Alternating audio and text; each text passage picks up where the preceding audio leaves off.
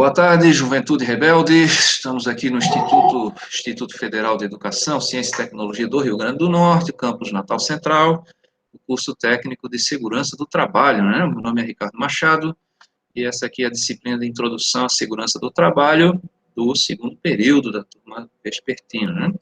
Hoje é dia 18 de novembro de 2021, e a gente vai tratar hoje das equipes, das forças especiais, né, das equipes de segurança do trabalho, aí, o SESMIT e a CIPA. Tá? E no final da aula aqui vamos fazer um mapa de risco, vamos aprender a fazer um mapa de risco tridimensional, porque a gente aqui é federal, não faz coisas só simplesinhas não, vamos fazer um metaverso da segurança do trabalho aqui. Ok, então vou colocar aqui no chat, tudo bem com vocês? Alguém fala alguma coisa aí para aparecer na gravação que vocês participam? Liga aí, dá um oi aí e tal. Só estão dando oi Tudo no bem, chat. professor, tá tudo ok. Aí, Ana, obrigado, muito bem. É bom para o pessoal que está assistindo a gente aí depois da aula gravada, ver que tem vida, inteligente aqui no metaverso aqui, né, na internet. Então vamos lá, vou colocar aqui a frequência, só um momento. E copiar o chat. E vamos lá, copiar o link. Pronto, tá aí no chat o nosso link, tá? Link da frequência. Gente, ó, então, olha só, essa aula, a aula mais chata dessa disciplina foi a aula passada, né, que a gente bateu muito em cima aí da legislação, principalmente a lei acidentária, né, a lei previdenciária, que a gente fala aí do seguro de acidente de trabalho, então sempre é mais entediante, né. E essa aula é a segunda mais chata, tá? As outras vão ser melhores, né, mas essa daqui é um pouco chata porque fala também de detalhes de norma, né, assim, e claro, né, eu não vou ler a norma aqui para vocês, mas vou colocar os tópicos principais, né.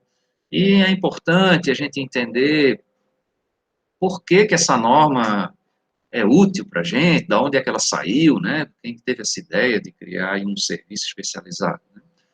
Então, a frequência está dando erro, peraí, deixa eu ajustar aqui, só Ela tá dando como impossível, já deu o limite de acesso, uma coisa assim. Tá dando uma peraí, deixa eu mensagem. ver aqui as configurações, só um momento. Coletar endereço de e-mail.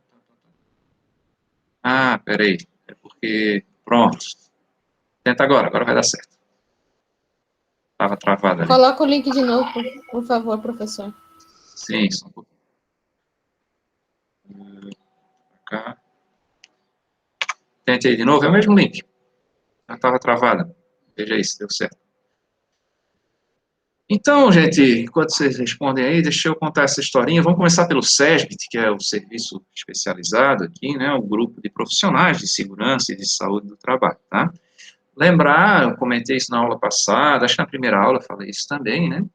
E essas profissões chegaram ao Brasil aqui na década de 60, faz pouco tempo, faz bem pouco tempo, 1960 foi ontem ali, né, foi quando começou a se botar geladeira nas casas, quando começou a se usar vaso sanitário nas residências, né, a gente já tinha bastante eletricidade, né, eletricidade já é do começo do século, mas ainda a gente estava evoluindo aí para o fogão a gás, 1960, né? E o Brasil estava tentando, né, finalmente entrar numa era industrial, tá? Então, saía a história da agricultura, a gente teve uma fase forte ali nos anos 30, ali do café, inclusive o meu avô plantava café para vender para torrefação, né, a gente exportava café, e depois teve o declínio e tal, né, do café, mas também sempre foi forte aí no algodão, na cana-de-açúcar, desde a nossa colonização, né? Também, mais recentemente, agora a soja, a carne, né? E o Brasil queria produtos com maior valor agregado, né? Então a gente entrou na era da industrialização. Já depois da Segunda Guerra Mundial, começamos já a ter o aço aqui fabricado no Brasil, que a gente só vendia o minério de ferro, né? Com a Companhia Siderúrgica Nacional, começamos a ter o aço, né? E aí tentar entrar em produtos com maior valor agregado, né? Em vez de vender o petróleo, a gente começar a refinar esse petróleo aqui, em vez de a gente começar a melhorar a coisa do tecido, a coisa do plástico, né, que também é recente, viu? O plástico no Brasil começou em 1960 também, por aí, por essa década. Né? E nessa época o Brasil optou em trazer multinacionais para cá, era um arranjo, ainda não era a globalização da economia, mas era uma nova fase, né, das indústrias, das maiores indústrias do mundo aí, principalmente ali da Europa e dos Estados Unidos, e também do Japão. O Japão estava se reerguendo aí, já em 1960 o Japão já estava forte de novo, depois da guerra, né, e aí começaram a vir empresas para o Brasil, né, nessa época, algumas até de eletrônica, né, a Sony, Toshiba, aí do Japão, né, ainda não se falava muito em indústria chinesa, não, mas e também da Europa, lá, a Volvo, a Mercedes-Benz, né, da Alemanha, né? Inclusive o Mercedes, o Benz foi o cara que inventou o primeiro automóvel, né? Vamos de novo o link de chamada. E também algumas americanas ali, por exemplo, a Ford. Outro dia a Ford resolveu voltar para casa, né? Estava no Brasil há muito tempo.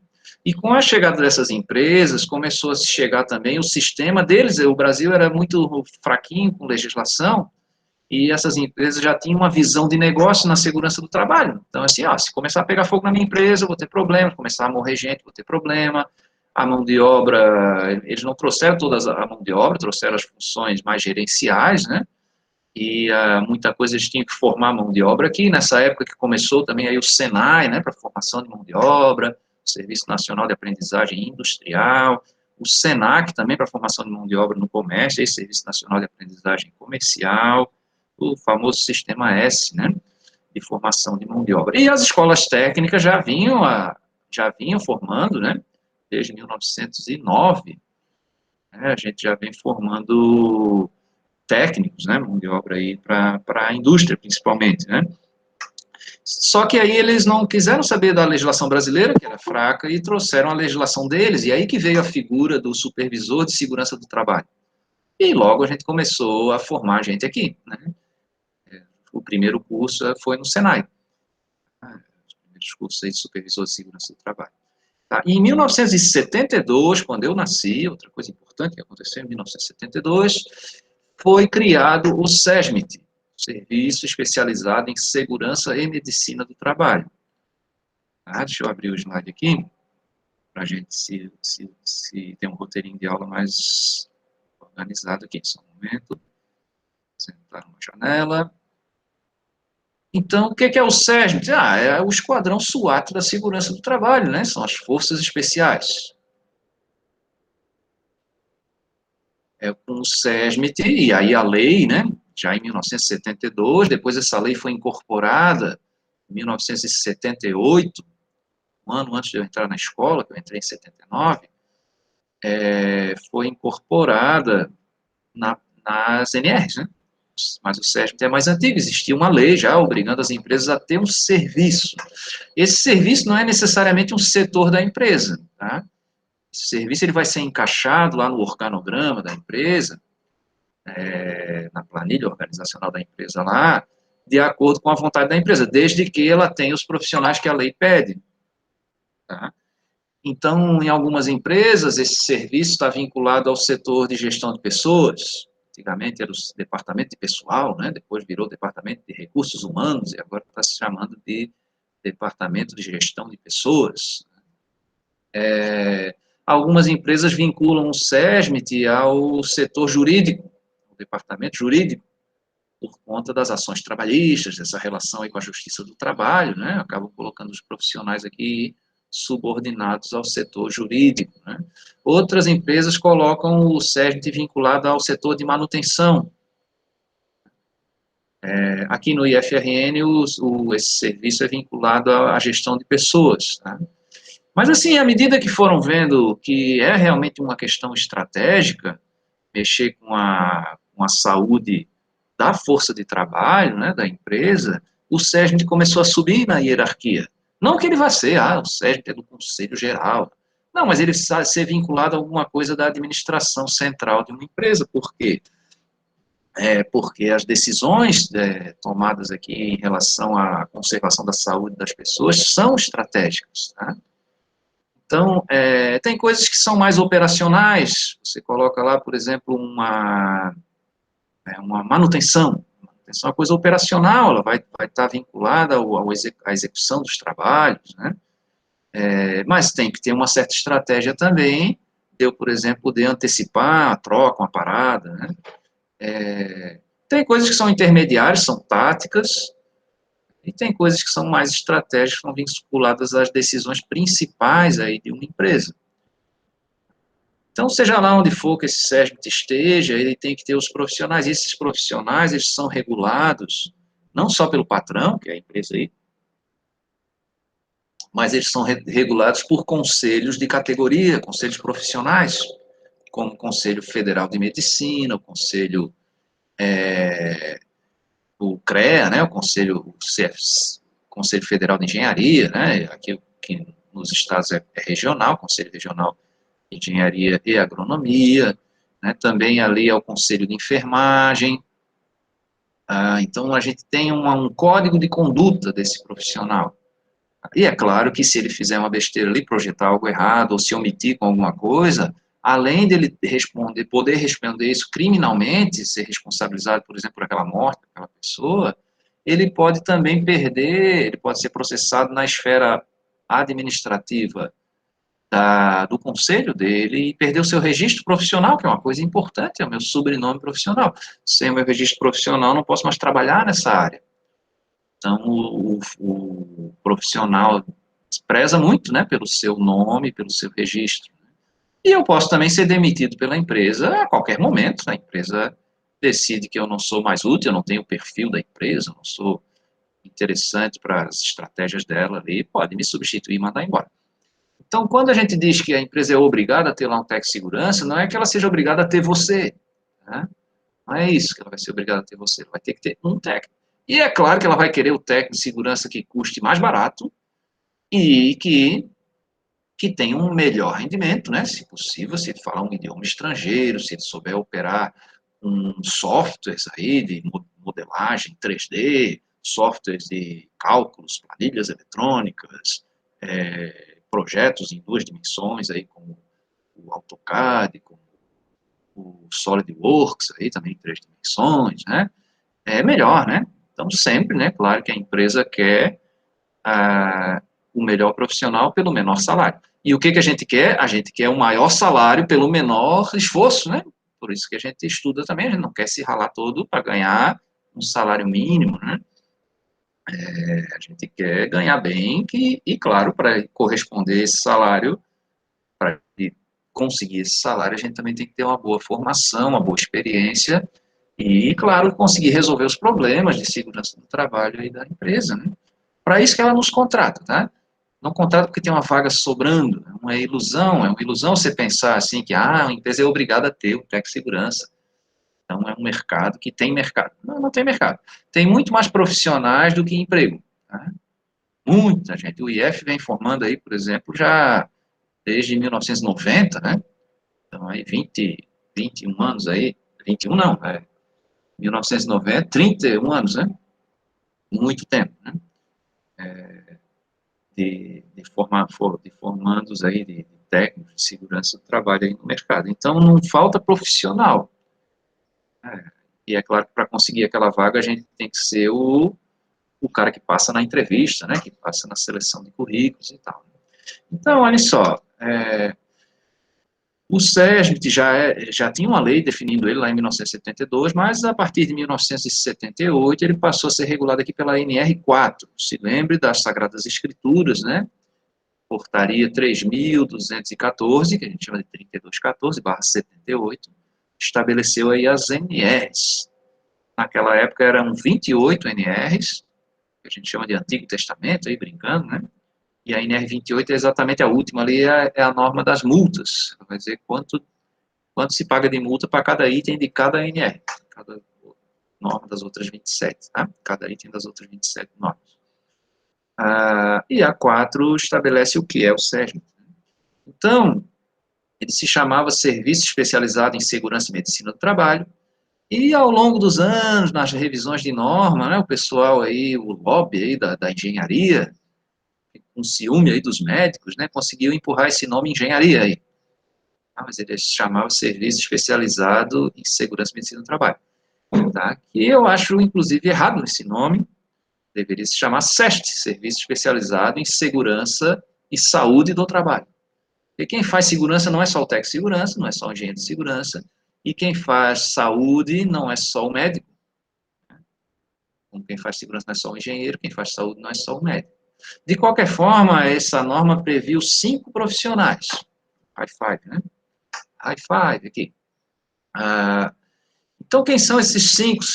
Se lembre que não são só esses 5 que operam na melhoria da qualidade de vida no trabalho, que vai refletir na saúde das pessoas. Mas esses 5 são previstos aqui na norma, na NR4, da portaria 3.214, que regulamenta a lei 6.514. Né? Então, são esses 5 aqui. O primeiro, o menor SESMIT que existe, é um técnico de segurança. Se você dimensionar lá, ó, vai ter que ter um SESMIT. O menorzinho é um técnico de segurança. Se crescer um pouquinho, já vai ter também um engenheiro de segurança. Onde tem engenheiro, também tem médico do trabalho. Tá? Essa figura aqui do auxiliar de enfermagem do trabalho, hoje em dia, a formação já não admite mais um curso de auxiliar de enfermagem do trabalho. Esse auxiliar de enfermagem do trabalho, para ele exercer essa profissão aí, ele tem que ter o curso técnico de enfermagem do trabalho. Então, vamos explicar um pouquinho cada um, né? O mais fácil aqui de entender é o nosso, que é um curso de nível médio. Tá? Então, tradicionalmente, a gente até tem essa discussão aqui no IF, né? Mas, assim, tradicionalmente, esse curso técnico de segurança do trabalho vem sendo oferecido de maneira subsequente. Quando eu fiz, inclusive, lá em 1990, se chamava pós-médio. É um curso pós-médio e tal, né? E hoje em dia a gente chama de subsequente. Então, o que é isso? Você já tinha que ter o curso médio, o nível médio, e aí você fazia só as disciplinas do técnico. O Ministério da Educação estipula aqui, no mínimo, 1.200 horas de disciplinas técnicas. Tá? Mas eu tenho a opção, e já existem alguns IFs aí pelo Brasil, ofertando esse curso de maneira integrada. Tá? Vocês podem ter o curso técnico de segurança também em várias instituições, né? A gente tem aí no Senai, tem no Senac também, tem instituições privadas também que ofertam. Tá? A maioria, aqui em Natal, pelo menos dos que eu conheço, todos são subsequentes, pós-médio. Por que isso? Porque para eu ofertar um curso integrado, eu tenho que ter uma estrutura maior, né? Tem que ter também professor de história, professor de geografia, de português, de inglês, e isso é uma estrutura maior. Mas a gente tem essa estrutura, né? E aí que acende uma luzinha de dizer, por que não? A gente tem um curso técnico de segurança também no integrado. Também no subsequente, claro, para quem já fez o nível médio. Mas por que não pegar um menino lá com 15 anos e colocar ele num curso paralelo, né? Integrado mesmo ao curso. É diferente de concomitante, tá? Também existe essa categoria no ensino brasileiro. Você faz o ensino médio numa escola e o técnico em paralelo em outra escola, duas matrículas, né? Esse a gente chama de concomitante. Tá? Também pode ser ofertado, o IF aqui nunca ofertou, mas ali a Universidade Federal, através da Escola de Saúde, já ofertou o técnico de segurança concomitante. Inclusive, na época eu dei aula lá. Você pegava um menino da escola pública ali, do primeiro ano, e ele já vinha fazendo as disciplinas do técnico. Se eu não me engano, começava no segundo ano. Segundo e no terceiro ano, aí ia fazendo em paralelo, no contraturno, né? Estudava de manhã, fazia as disciplinas à tarde e do técnico de segurança. É possível, tá? Então, de qualquer forma, é uma profissão de nível médio. Tá? O engenheiro de segurança do trabalho, quem é? É o camarada, é definido numa lei também, né? Essa profissão. O caso aí do técnico de segurança é definido na NR 27, e tem uma lei também que estabelece essa profissão. A NR 27, na verdade, é o registro do técnico de segurança do trabalho, mas existe uma lei aí que estabeleceu a profissão. E do engenheiro existe uma lei também que diz o seguinte, você tem que ter a graduação em engenharia, agronomia ou arquitetura, e aí você vai fazer uma pós-graduação lato sensu, um nível de especialização, em engenharia de segurança do trabalho para você poder exercer a profissão de engenheiro de segurança do trabalho. Inclusive, é a única especialização que muda a minha atribuição lá no Conselho de Engenharia. Você pegar a sua carteirinha do CREA, não estou com a minha aqui, mas assim, coloco lá, tem essas duas profissões, no meu caso aqui, engenheiro mecânico, com habilitação em engenharia de produção, e engenheiro de segurança do trabalho também. Então, são mais 2 anos, tá? Onde a gente vai fazer as disciplinas e também a monografia, né? O trabalho de conclusão de curso. Tá? Também, o auxiliar de enfermagem do trabalho, ele tem que ter não só o nível médio, tá? Ele tem que ter o curso técnico de enfermagem. E esse curso técnico de enfermagem, ele pode ser integrado, quer dizer, você já faz junto com o ensino médio, ou ele pode ser também subsequente. Eu dei aula aqui já no IEC, né, quando cheguei em Natal, em 2006. O IEC é um Instituto de Educação e Cultura. Ele é uma instituição privada, apesar de ter esse nome, instituto, e ele oferta o curso de técnico de enfermagem, mas ele é subsequente, tá? Então, você já tem que ter o 2º grau, nível médio, né? E faz ali. E além de ter o curso técnico de enfermagem, você ainda faz mais 6 meses de especialização em enfermagem do trabalho. E aí você pode ser o técnico de enfermagem do trabalho de uma empresa. A gente já vai ver o que cada um faz, né? O enfermeiro do trabalho, ele tem que ter graduação em enfermagem e uma pós-graduação de 2 anos em enfermagem do trabalho. Também já ministrei disciplina aí no técnico de no enfermeiro do trabalho, aqui na faculdade de Estácio de Sá. E é uma pós-graduação também, uma especialização. Também já ministrei aula na Engenharia de Segurança na Faculdade Estácio de Sá, também na Universidade Federal do Rio Grande do Norte.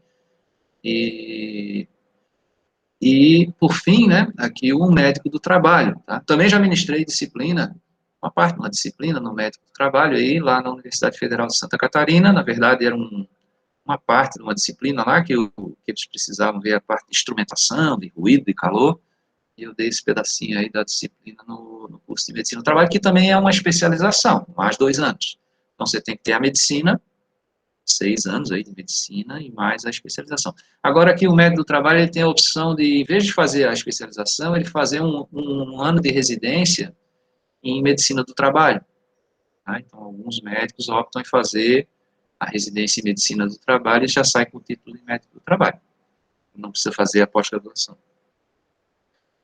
Então, são aí esses 5, tá? O que faz cada um? Na descrição da profissão vai lhe dizer, mas, assim, basicamente, aqui, o engenheiro de segurança trabalha com projeto de melhoria, projeto de equipamentos de controle, equipamentos de proteção coletiva, com proteção de ruído, alguma parte de qualificação também, aí, dependendo da complexidade do treinamento, ali vai ter que ser um engenheiro, algumas vezes vai ser um técnico, tá? E o técnico de segurança o que faz? O técnico de segurança trabalha aqui no tático e no operacional, né? O técnico de segurança coordena equipes, ele dá instrução, inspeciona os ambientes, orienta as pessoas, o técnico de segurança treina a CIPA, tá? Faz também vistoria, a parte de incêndio, todas essas disciplinas que vocês estão aprendendo aqui, fazem parte aí do nosso fazer profissional mesmo, né? O auxiliar de enfermagem do trabalho, ele só vai existir, aliás, ele vai existir a partir de um tamanho de empresa, e a função dele é fazer essa parte aí de primeiros socorros, de preparo do paciente para a consulta médica, né, para os exames de saúde ocupacional, e o enfermeiro do trabalho também ajuda isso a coordenar essa equipe aí de saúde, tá, e trabalhar na promoção da saúde. Então, para ter os 5, né, quando tem os 5, não são só 5 profissionais, tá? Quando tem os 5, normalmente é um engenheiro, 3 técnicos, um médico, um enfermeiro e 2 ou 3 auxiliares de enfermagem. Então, já é uma equipe bem grande, né? É possível ter técnico sem engenheiro, não vai existir engenheiro sem técnico, não vai existir médico sem a não ser que eles sejam consultores, né? Eles estejam prestando um serviço para a empresa que não precisa do médico de tempo integral. O médico e o engenheiro. Então, aqui estão as atribuições do SESMIT, não é a atribuição de cada profissão. cada profissão você tem que ver lá na lei que definiu a sua profissão. Então, ao aplicar conhecimentos de engenharia e medicina no ambiente de trabalho, tá? Inclusive máquinas, né, e equipamentos ali, de maneira a eliminar os riscos existentes à saúde.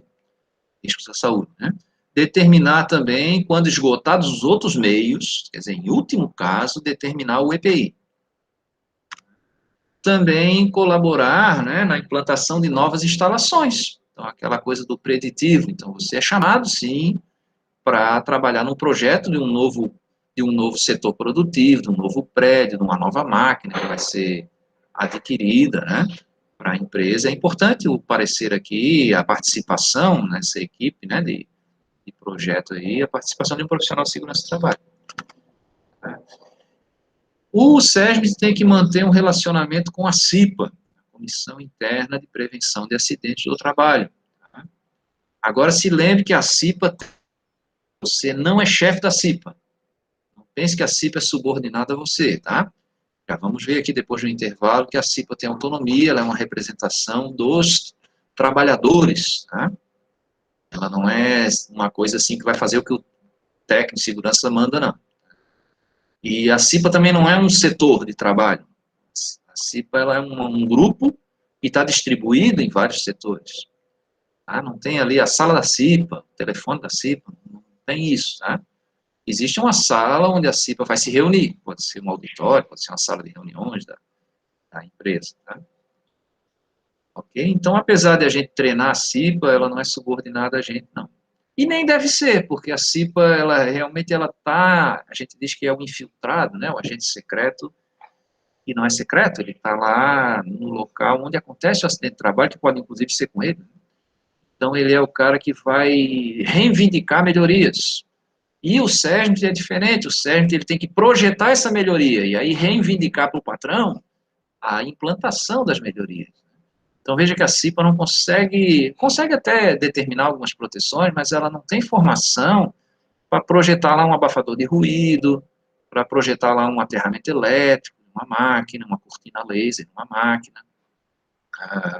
Não tem, porque a formação da CIPA é pequenininha, é 20 horas. Olha só, essa nossa disciplina aqui tem 60 horas. Então, só essa disciplina aqui já é muito mais do que um curso de CIPA, né? Então, em 20 horas, você aprende a enxergar risco, a ficar esperto e a lutar, vamos usar esse termo aí, não é exatamente uma luta, mas assim, a reivindicar melhorias. E o SESC faz projeto. Promover também a realização de atividades de conscientização, de educação, de orientação dos trabalhadores. Então, aqui, capacitação, né? Analisar os acidentes de trabalho. A CIPA também tem essa função de analisar os acidentes de trabalho.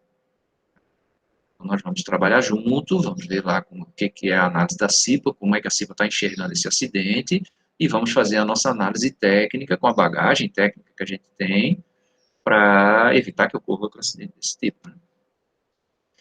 E essas atividades, elas são essencialmente prevencionistas, tá? Você é do tático e do estratégico. Claro que se pegar fogo ali, você vai ajudar a apagar. Você tem treinamento. Se alguém se sentir mal, você vai prestar os primeiros socorros. Mas não é para isso que você é contratado. Por isso a gente tem que trabalhar na conscientização e na educação para que eu tenha mais pessoas que consigam fazer isso. Mais pessoas, né, que consigam fazer isso na empresa. Né? Por isso que a gente treina a CIP, por isso que a gente treina os prevencionistas, por isso que a gente dá treinamento de segurança em máquinas e equipamentos, treinamento de prevenção de incêndio, combate ao princípio de incêndio. A gente tem que ter aliados. Não pense você que a segurança do trabalho é só você. Se não, você tira férias, aí pega fogo na empresa, ó, desgraça, né? No começo da minha carreira, eu tinha medo de tirar férias, assim, se der um problema, né? Não, assim, você tem que, durante o ano, enquanto você não está de férias, você criar um sistema, um ecossistema ali, que coloque a segurança do trabalho na rotina, que a coisa funcione, não só porque você está olhando, né? Você não é pastoreador de EPI, tá? Você é o cara que está projetando melhorias e convencendo o patrão a implantar essas melhorias, convencendo os funcionários a usarem essas proteções, essas melhorias. Então, predominantemente, né, prevencionista, e a gente pode atuar também em emergência, se for necessário. Como é que eu equaciono um SESMIT? Que tamanho tem isso? Quantos técnicos de segurança tem? Toda empresa é obrigada a ter SESMIT? Não. Mas a lei brasileira diz que toda empresa tem que ter segurança do trabalho. Professor, como é que pode ser isso, ter segurança sem ter um profissional de segurança? É possível ter segurança do trabalho sem ter um profissional de segurança do trabalho. Basta eu ter os meus processos de trabalho bem projetados. E aí eu vou ter um trabalho seguro mesmo sem ter um técnico de segurança, que seria o menor sério. Né? E como é que eu faço isso então? Será que o patrão tem que entender de segurança? Assim como ele entende de mercado financeiro, como ele entende do seu negócio, do produto, como ele entende de eficiência energética, como ele entende de qualidade, ele também tem que entender de segurança do trabalho? Tem, né? Mas assim, ele não tem que saber tudo. Ele vai contratar assessores aí, consultorias, né? Para fazer isso, né? Então, você que é técnico de segurança pode, por exemplo, prestar um serviço aí para uma empresa que não tem SESMIT, lá uma pequena empresa lá que e você especificar lá, fazer o programa de segurança dela, o programa de gerenciamento de risco, lá especificar os EPIs, dar treinamento para essa empresa.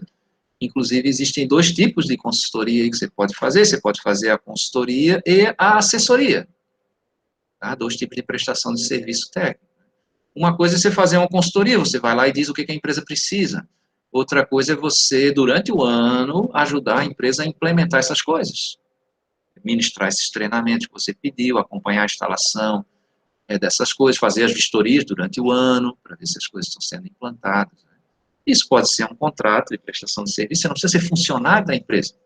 Pode ser um contrato avulso para aquele determinado serviço.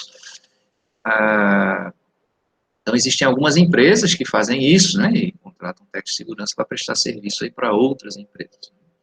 Tá? Esse técnico aqui que a gente chama residente, né, o profissional residente, que ele é funcionário da empresa, ele vai ser especificado na tabela, aqui nas tabelas aqui da NR4. Só um momento aqui, deixa eu cortar esse telefone, só um pouquinho.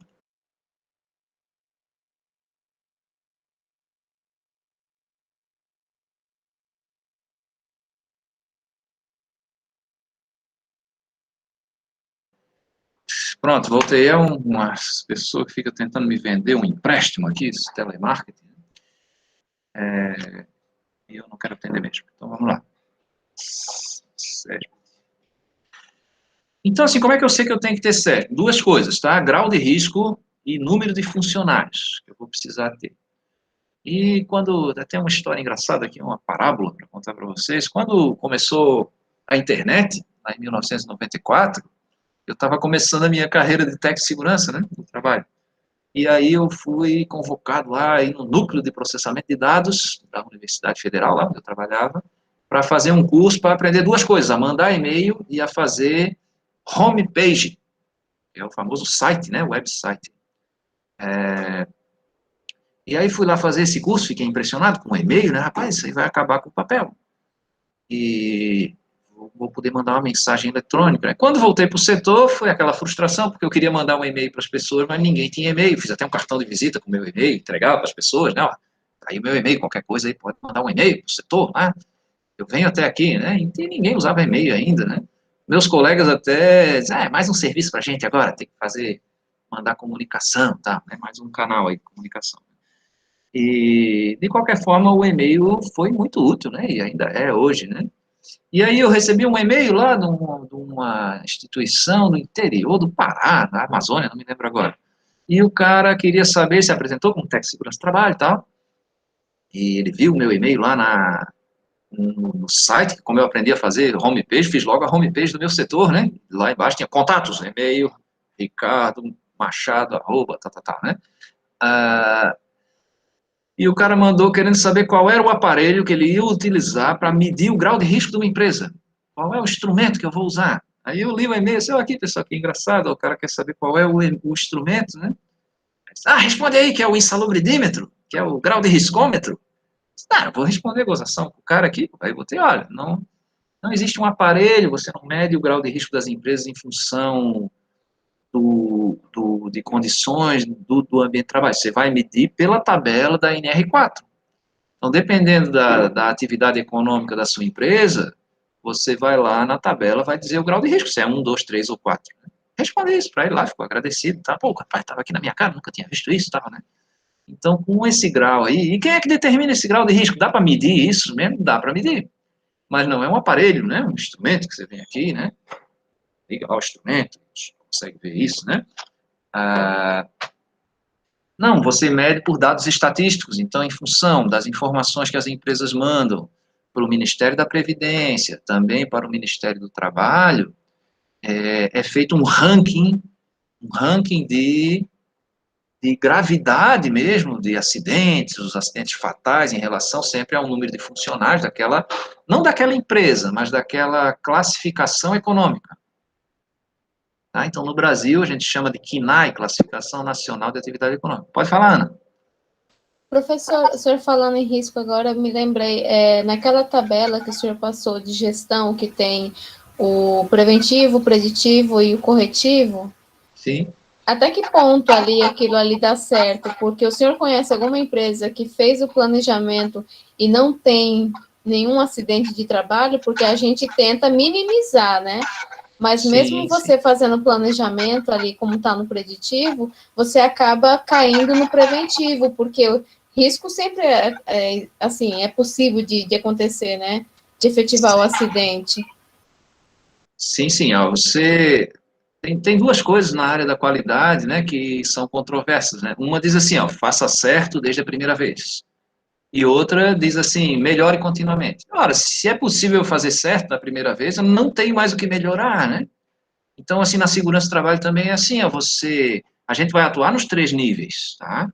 Você vai tentar projetar um ambiente que seja isento de riscos, mas, assim, onde tem atividade humana tem risco, tá? E aí você tem que também ter o preventivo, controlar os riscos que existem, né?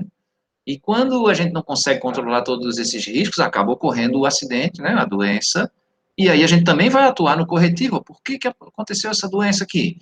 Ah, nunca as pessoas imaginaram que essa máquina emitia lá um vapor tóxico, nunca se mediu isso, e aí a pessoa ficou doente, e ali, pô, agora já sabemos que essa máquina emitiu um vapor tóxico, vamos fazer uma avaliação aqui para que saber qual proteção colocar, e aí nunca mais alguém ficar doente, né? Então, é claro que é utopia isso, né? Você dizer assim, ah, olha, só o senhor mesmo, professor, está sonhando, aí está viajando na maionese, achando que o mundo vai ser perfeito. Nem na Enterprise, né? Aquela nave futurista lá, sempre vem um ataque Klingon lá e derruba a nave, dá um laser lá na nave, né? Então, assim, mas assim, a gente também não pode viver de sonho, mas é muito triste você viver também de pesadelo, você só viver na distopia. Assim, ó, é uma desgraça mesmo, alguém vai morrer mesmo, então se lasque, vamos aí, vamos vivendo. E assim, tá bom? Não, tá bom. Não sei se vocês já assistiram alguma ficção científica aí de distopia, né? Quando a gente imagina o futuro, né? Alguns imaginam lá o futuro da Enterprise. Outros imaginam o futuro do Guerra nas Estrelas, lá, né? Onde eu tenho pobreza, tenho sujeira, né? E assim, a gente tem que trabalhar nesses três níveis mesmo. Né? Agora, assim, ó, em função do que acontece, não do que a gente pensa que deveria acontecer, não. Em função do que acontece é que se faz essa tabela aí da NR4. Tá? Então, por exemplo, o que vocês acham que é mais perigoso? A indústria da mineração ou a indústria metal-mecânica?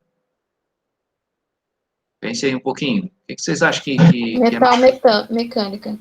A metal-mecânica, vocês acham que é mais ferrado que a indústria da mineração? Agora, vamos ver, né? Assim, ó, se for uma mineração de profundidade, você tem que botar o cara lá a 200 metros de profundidade para minerar ouro, lá ele vai ter poeira tóxica, vai ter gás, vai ter soterramento, né? E você na indústria metal-mecânica, você tem uma indústria que seja robotizada, não, ninguém mete a mão em nada lá, o robô vai lá e faz a chapa, faz a colher, né? Então, para mediar isso, o que, que eu tenho que ter? Os índices de acidente e de doença de acidentes e de doenças que ocorrem nessas empresas, para eu poder realmente comparar. E esse vai refletir no grau de risco. Por exemplo, a gente tem uma visão, assim, de acidente, de trabalho, assim, que a construção civil é a desgraça, né? Ah, o cara caiu na construção civil, quando dá um acidente é grave, o cara cai e morre, queda de nível, soterramento, né? E na construção civil, sabe o que ocorre mais? O choque elétrico, o que mata mais na construção civil, porque às vezes a gente nem se liga, né? Pensa em choque elétrico, vai pensar na COSERN, né, nas empresas de concessionárias aí de eletricidade, né? E é por isso que a construção civil é grau de risco 3 e a indústria metalmecânica é grau de risco 4. Existe uma parte Mas devido ao que, civil que é professor? 4.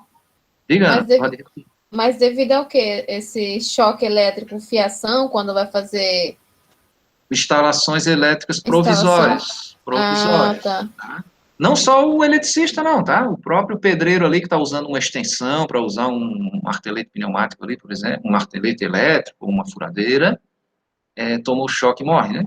Choque elétrico a gente vai ver aí nas disciplinas aí que estuda a NR10, né? E vamos ver um pouquinho aqui nessa também, que a gente vai estudar máquinas e equipamentos. E é cruel, viu? O choque elétrico fibrila o teu coração e aí ele não bate, né? Vibra, mas não bate. Dependendo da carga, mata, né? E aí morreu, né? Encontrei Jesus, né? Então, veja, nessa tabela aí, não vamos se preocupar em montar essa tabela, o governo monta ela para a gente, atualiza com as revisões da norma, à medida que a situação vai melhorando em determinada indústria, porque vai mudando, antigamente a construção civil era 4, agora é 3, melhorou muito os índices de acidentes, né? Existe ainda um pedaço da construção civil, que é a parte de grandes obras, obras de arte, que a gente chama lá, viaduto, construção de pontes, construção de estradas, que é nível 4, que é risco 4, né? E existem algumas empresas aí que é risco 1, tá? Por exemplo, contabilidade e finanças, é risco 1. Pô, mas assim, nessa empresa não tem acidente, não tem doença? Tem, sim, tem doença, tem transtorno mental, tem lesão de esforço repetitivo, né? Porte, né? Distúrbio osteoarticular relacionado ao trabalho, tem acidente de trajeto, tem corte do dedo com estilete, tem hérnia de disco porque o cara se senta errado no computador, mas em relação ao número de trabalhadores que existe nessa indústria e a gravidade dessas doenças, desses acidentes, acaba sendo enquadrado lá como grau de risco 1, GR ali, grau de risco 1. Tá? Então, olha só, como é que eu sei qual é a atividade econômica da minha empresa? Por exemplo, um supermercado, que atividade econômica que vocês acham que é? Me fala aí no microfone. Vocês vão ter que ler essa tabela toda aí para achar supermercado em algum lugar? Não vão achar. Se você der lá um Alt F lá, acho que é Ctrl F ali no PDF da norma, e botar assim supermercado, não vai achar nessa tabela aí de atividade econômica, tá? Porque o supermercado, na verdade, é comércio varejista predominantemente de alimentos. Aí vai dar lá um grau de risco 2, vai achar, né? Então, para eu não estar me estabacando com isso aí, me enrolando com isso, o que eu faço? Eu pego o CNPJ da minha empresa, né, e vou pesquisar aqui, deixa eu desligar o outro telemarketing aqui, que está tentando agora no celular. Vamos lá.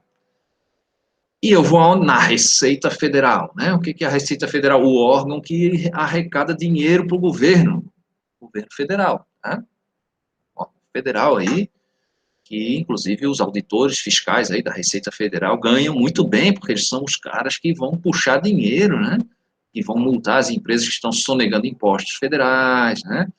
E é na Receita Federal que eu vou registrar a minha empresa, fazer o famoso CNPJ. Antigamente a gente chamava de SIC, Cadastro Individual de Cidadão, e CNPJ, Cadastro Nacional de Pessoa Jurídica, né? E hoje é CPF, Cadastro de Pessoa Física, e o cadastro de pessoa jurídica é esse aí, CNPJ, esse é só CPJ, né? Mas é um cadastro nacional de pessoa jurídica, tá? A sua identidade, por exemplo, ela é regional. Se você pegar o número da sua carteira de identidade, ela é registrada, muitos de vocês aí, né, aqui no Rio Grande do Norte. Então, você tentar entrar numa base de dados lá em Santa Catarina, não vai achar essa pessoa, esse cidadão. E é por isso que existe o CPF, né? Para em qualquer local do Brasil, você poder ser o cidadão. Os americanos chamam de seguro social, né? E esse número, existe um número próprio aqui para as empresas, o CNPJ. Inclusive, ontem foi o dia de 1 ano do Pix, né? Esse sistema de pagamento, né? E existem aí perto de 196 milhões de CPFs usando Pix e umas 500 mil CNPJ, 500 mil empresas usando o Pix. o levantamento que fizeram nesse ano aí, todo aí de uso desse sistema de pagamento, né? Então, temos muitas empresas no Brasil, né? E é com esse número CNPJ que a gente vai lá na Receita Federal, bota aí no Google, né? Receita Federal CNPJ. Aí você pega o CNPJ da empresa e aí você vai descobrir a atividade econômica. Ó, o Google está me pedindo aqui, peraí, Google, fica quieto. O Google está dizendo que achou na web o CNPJ. Peraí. Não quero Google. Já tudo. Esses assistentes virtuais. A robotização da economia. E essa coluna da esquerda ali, ó, é a CNAE, Classificação Nacional de Atividade Econômica. Aí com a CNAE você vai no grau de risco, por exemplo, construção de edifícios industriais, não sei o que, comercial, no grau de risco 3. A construção civil, né? Então é o grande grupo 33, aí o 3311 é construção de edifícios, 3312 é a construção civil pesada, né? Construção de ferrovias, terminais rodoviários e tal. Aí é 4. E é com esse grau de risco que eu vou na tabela da NR4 agora, na outra tabela, e vou lá ver, ó, na primeira coluna aqui, deixa eu passar o mouse ali. A primeira coluna é o grau de risco, 1, 2, 3 ou 4, e a primeira linha é o número de funcionários. Então, olha só, vamos para a construção civil, que é grau de risco 3, ó.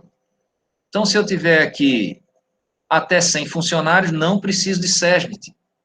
Tem nenhum técnico de segurança, nenhum médico, nenhum técnico de enfermagem, nenhum enfermeiro, nenhum médico, nenhum engenheiro. Agora, se eu andar mais um pouquinho, aqui, ó, 101 funcionários, já vai ter um técnico de segurança. Grau de risco 3, 101 funcionários. Então, olha aí o mercadinho que a gente tem. Existem muitas construtoras com mais de 100 funcionários, né? Elas vão ter que ter um técnico de segurança do trabalho, tá? Normalmente, as construtoras colocam um técnico de segurança do trabalho em cada obra, tá? Para garantir que aquilo ali corra com segurança mesmo e não tenha acidente, né? Aqui a Ana me perguntou, não respondi, né, se eu conhecia alguma empresa que teve um acidente, um risco nulo, né? Existe, gente, existem empresas que não têm funcionário, tá? Por exemplo, eu posso abrir um MEI aqui, um microempreendedor individual, e aí eu não vou ter acidente com funcionário nenhum, só comigo mesmo, né? Posso ser um representante comercial, por exemplo, né? Mesmo assim, esse cara pode, ele mesmo como patrão, pode se acidentar, tá? Pode se acidentar, sofrer um acidente de trânsito, por exemplo, ter uma tendinite, ter lá um estresse térmico, lá, um burnout, uma síndrome do esgotamento mental, né? Então, é possível, tá? Mesmo assim, há risco. Onde tiver atividade humana, meus amigos, tem risco, né? A Ana está dizendo aqui, mesmo assim, há risco. Olha só um acidente que aconteceu num frigorífico lá em Santa Catarina, um colega que fez a engenharia de segurança comigo que me contou. A pessoa, não sei se vocês já viram um espeto que se usa assim para espetar papel, bilhetinho de papel no escritório. É um bichinho assim, enrolado com um ferrinho para cima. Aquilo vem Sim. com uma tampinha em cima que o cara perde a tampa, aquele espeto, né? E aí, olha o que aconteceu? O cara foi se abaixar para pegar uma coisa na gaveta, enfiou o olho naquele espeto e perdeu o olho. Um acidente de trabalho numa mesa de escritório. E aí, daquele dia em diante, proibiram o espeto, de usar espeto de recado, e começaram a usar post-it, né, aquele negócio que gruda, gruda na tela do computador, gruda nas paredes, aqueles papeizinhos coloridos ali, né. E, então, uma coisa simples ali, né, provocou um acidente grave, né. Eu posso ter um acidente de trânsito que mate o funcionário, mesmo ele sendo um funcionário administrativo, né. Então, tem o risco, quando tiver atividade humana, tem risco. Ok? Então, temos alguns detalhes da NR4, mas vamos ver depois do intervalo, que agora acabou de ser feito o café aqui em casa, veio o cheiro de café para cá, eu preciso tomar um cafezinho, tomar uma aguinha. Então, vamos fazer um intervalinho de 15 minutos. Alguma dúvida aqui dessa tabela? Podemos ir para o intervalo?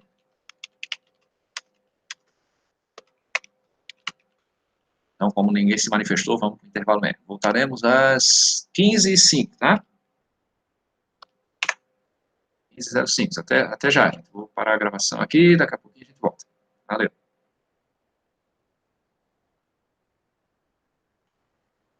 Interromper a gravação.